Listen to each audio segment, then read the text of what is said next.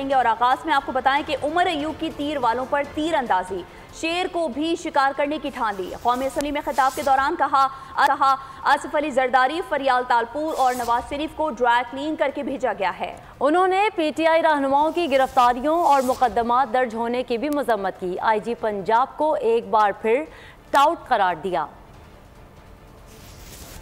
آپ کے میاں نواز شریف، میاں شہباز شریف، آپ کے حسین نواز، حسن نواز، آپ کے شرجیل میمن، آپ کے یہ جتنے لوگ ہیں، فریال تالپور، یہ جتنے نام ہیں، ان کو پرسن سپیسیفک امینڈمنٹس لا کے ان کو ڈرائی کلین کر کے سرف اور برائٹ کے ساتھ ان کو وہاں پہ کھڑا کر دیا اور میوچول لیگل اسسٹنس ختم کر دی اور پروف ان ایڈمیسیبل کر دیا۔